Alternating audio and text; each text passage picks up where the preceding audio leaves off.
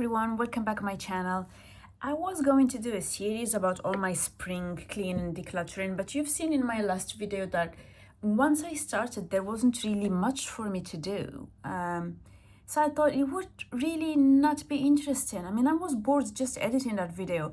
And so instead, I thought for this week what I would do is I would show you what is the progress of my art journey. Now it's been a month, so what have I been up to?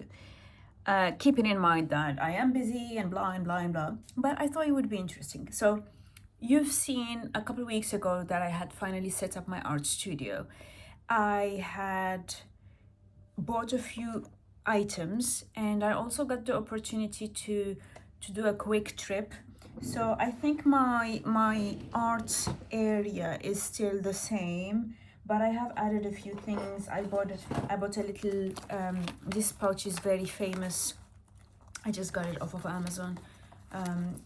I think, yeah, off of Amazon. It's a little sketching pouch. It's a pencil case. I still didn't fill it because right now I'm trying to experiment with various setups. So this will be my urban sketching pouch. Then I will have something for bigger trips when I really am more leisurely. So this is probably something that would come with me in Scotland or things like that when I go hiking, whereas this would probably come with me for city walks. I did spend a few days in New York. I had to do a very quick trip. So without getting into too many details, a friend of mine has died an untimely death, and we, with a number of friends who we used to go to New York, we decided to go there and do a sort of a life celebration thing. So it was bittersweet. For example, there was a moment where we walked past Magnolia Bakery and I knew that her favorite one was the red velvet cake. You know, there were a few moments like that, but this is life. I'm not gonna dwell on it. It's not necessarily a topic I want to cover, but anyway, but part of that trip I did take a personal time, and just for one afternoon, and I went and did some shopping for art supplies. So I got these pencils, the Black Wings pencils. They're very famous. What else did I get? I got some Prismacolors. This is an American brand that is very difficult to get in Europe, but you can get some of the sets.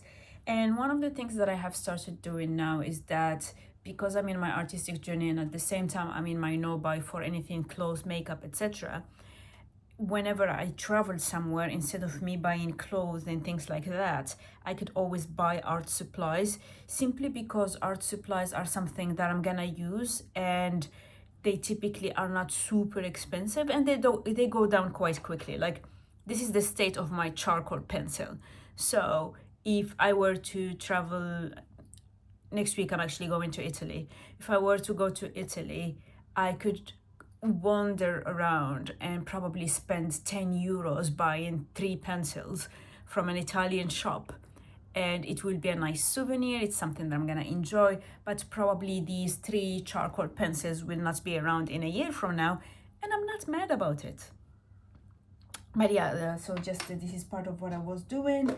Also, I find that buying art supplies now is something that brings me quite a lot of joy and is truly inexpensive. Like the other day I was walking, I forgot where I was headed, but anyway, I walked in a store and I got this Koh-i-Noor pencil, and I can picture myself doing some sketching with this, but this was £2, so it was very inexpensive. It's less than a coffee, especially with London prices.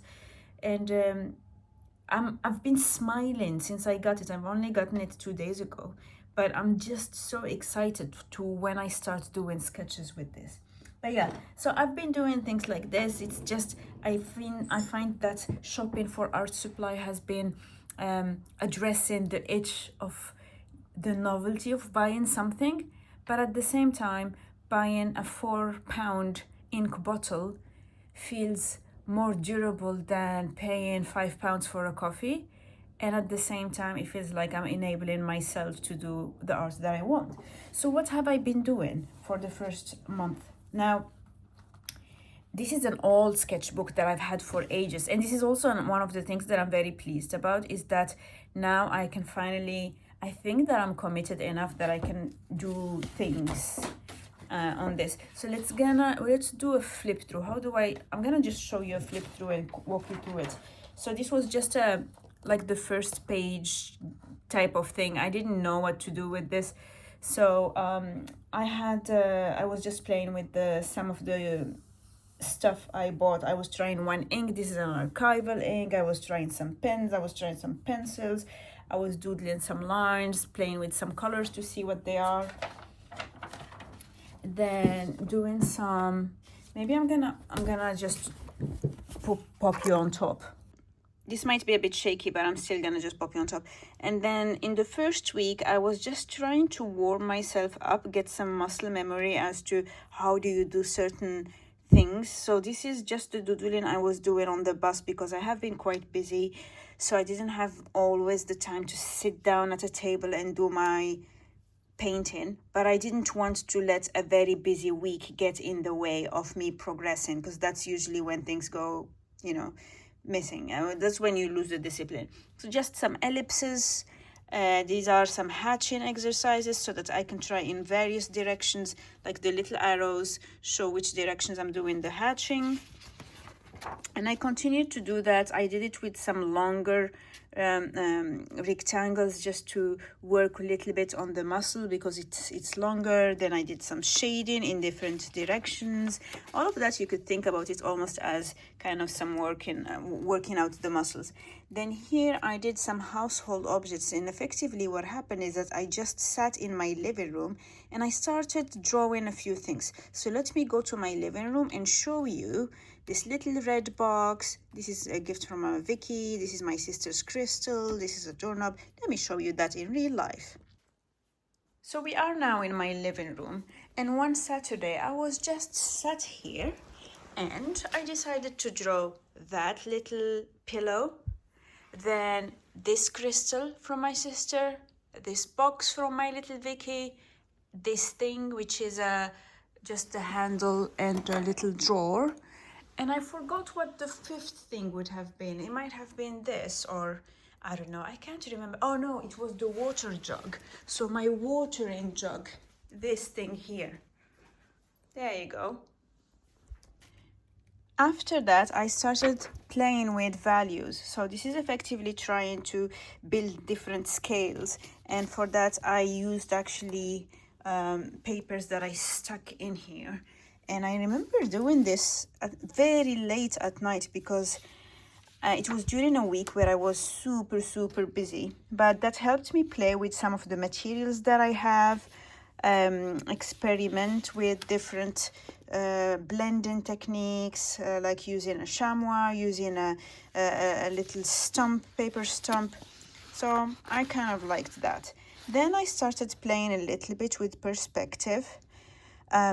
I think perspective is one of the lessons that I remember from my childhood, because I remember when my teacher Lyudmila was trying to teach me that, and so for some reason I never forgot it. So perspective, it kind of comes easily to me. Now, because I had stuck these on the board, they are a bit loose and I'm probably gonna get rid of them later on. As I said, I'm glad to be using some of my art materials because it just means that at some point this notebook, this sketchbook will not exist. I have no emotional attachment to it, right? So I'm fine with it going. So again, more perspective, but this time with some more circular things. I was doing some cylinders, and then started practicing a little bit more with spherical shapes and doing cross cuts. Then how do you carry movement in space of something that is, let's say, a square, and then you want to do it in a little bit of a specific shape, and then you start working on, okay, so what does it mean if you have that cross section all across, so that you can start having some household objects. Then I played again a bit with perspective. You kind of need to develop an eye for that. So this is the bit where it gets a bit boring and repetitive, but it's like sports. You have to make sure that you do enough of that. So just all kind of random things. And then here again, some household objects that are a little bit round. And here again, I just was lazy. So what I did is that I did this little pot. Then I was having tea, so I did this. This is the little that. This is this. And if you look down, I have my little what is that called? It's like a diffuser for essential oils. And then I had this little ball in there. So you could see that I don't go very far for my inspo. And then I started doing some more theoretical exercises about shadows, like the different types of shadows. So you have highlight and light. You know, many people, many kids these days know about highlight because of makeup trends.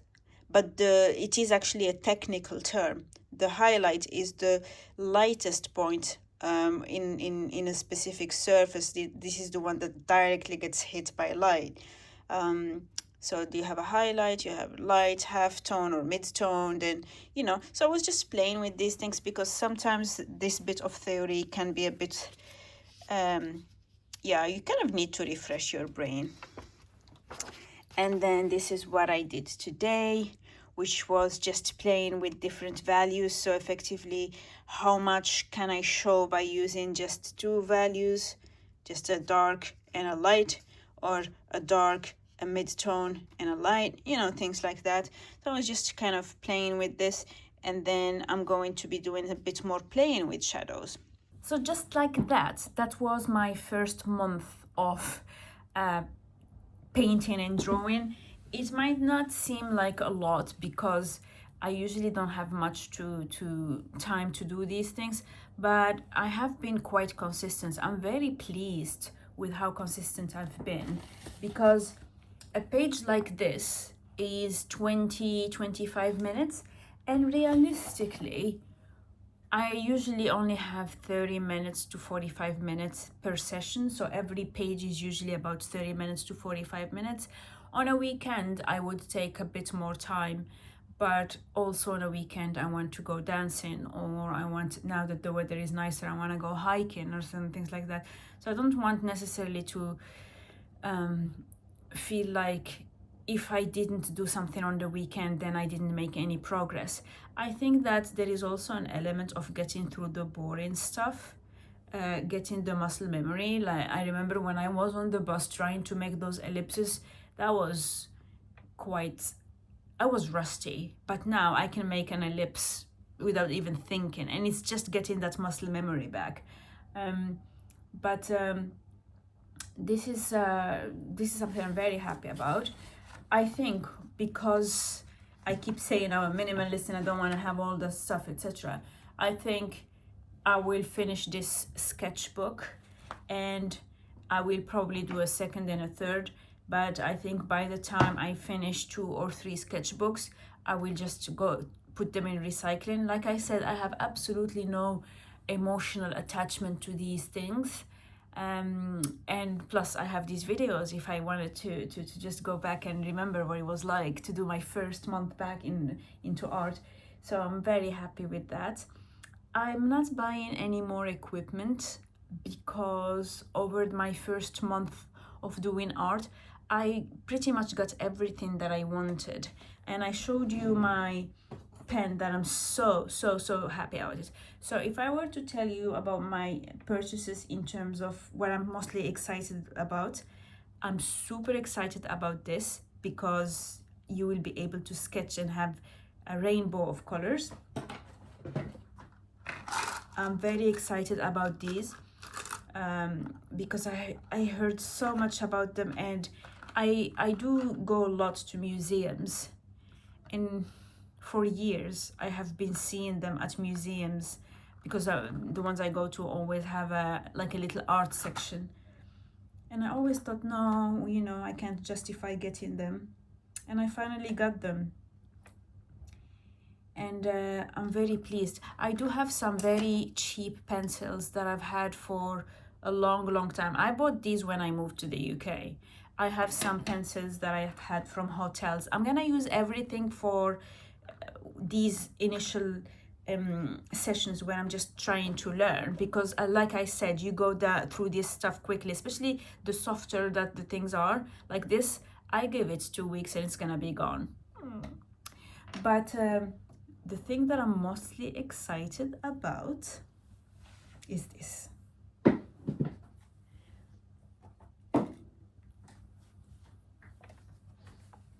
You guys, this is it looks like a little robot, but this is a little machine to sharpen your pencils. It's not a traditional pencil sharpener that has the little blade. There is no blade. It works with a burring effect. So you basically stick something like this inside and you get the most perfect pencil. And it looks like, it feels like a little robot. It's like a little machine, and it gives you the most perfect pointed pencils. And I've always wanted to have one. And you have no idea how excited I am to have this. I've been sharpening like 3 hotel pencils, and I cannot wait for the day that I actually start using my Blackwing pencils, the ones that I showed you that have the Californian cedar and the Japanese lead.